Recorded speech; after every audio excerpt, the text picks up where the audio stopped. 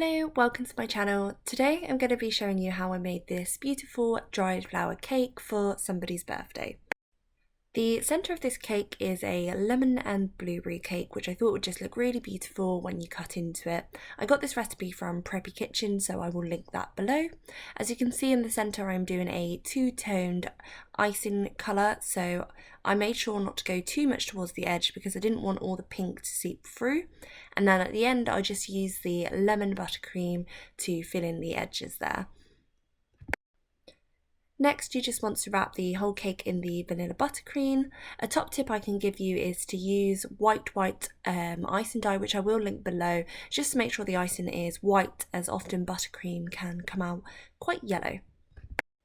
This video won't go into too much detail on how to actually ice a cake because I feel like that's a video in its own sense. So if you're interested to learn how I buttercream my cakes, let me know below and I will make a separate video. You can already see where the pink is seeping through, which is fine. I'll show you why later.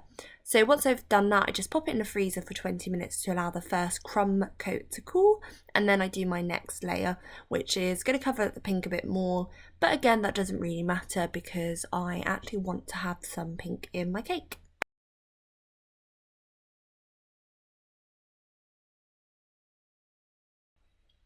You can now just keep playing with this until you get it to a smooth consistency that you're happy with.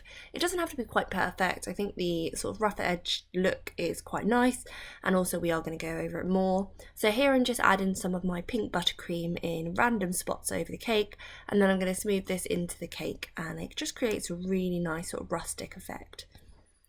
Next, I'm going to add the dry flowers. I used a flower pick to protect the cake from the stems of the flowers, and then I just played around with all the different beautiful dry flowers I got here from Pretty Box Decor, which I will link below as well. So you just want to take your time with this really. I think I changed my mind so many times. I spent ages trying to get this right, but it was also one of the most exciting and fun parts of the cake. So keep going until you get the look that you like.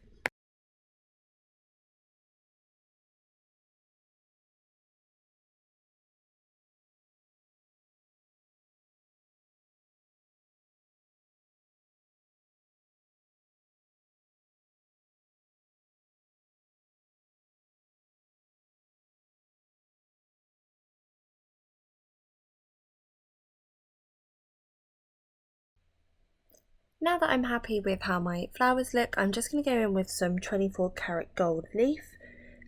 I apply this by putting on some water to the area I want it to stick, and then just tapping the gold on there, holding it for a few seconds and releasing.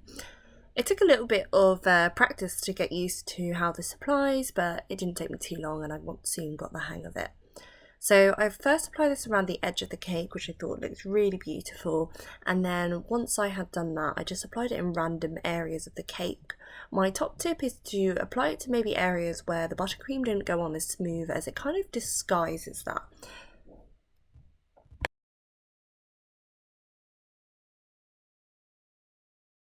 I then used this beautiful disc that says happy birthday, and I got this for about £1 on Etsy. I then used some leftover buttercream just to fill in any of the gaps around the flowers and the bottom of the cake. I also decided that I didn't like the size of the palm that I had, so I played around with different sizes until I found the one that I liked. I should probably mention as well that I got the palms from Sainsbury's. I then just applied some pearl sprinkles, which I think when it's making a cake like this, the more sort of layers you can do, the better it looks. Every little bit of detail just adds something. I then transferred the cake onto the cake board and used a tiny bit of buttercream around the edging just to make it look super smooth.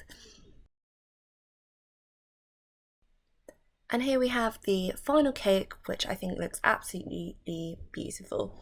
I didn't talk too much about the extra bits here, so you can see I've got a little doggy cake topper and some chocolate letters in the corner. I wanted to keep this tutorial very simple, and those sort of things are probably a video in their own right. So if you're interested in learning how I made the dog or the chocolate molds, just let me know and I can do a video for that as well. I hope you found this useful, and let me know what you thought. Bye!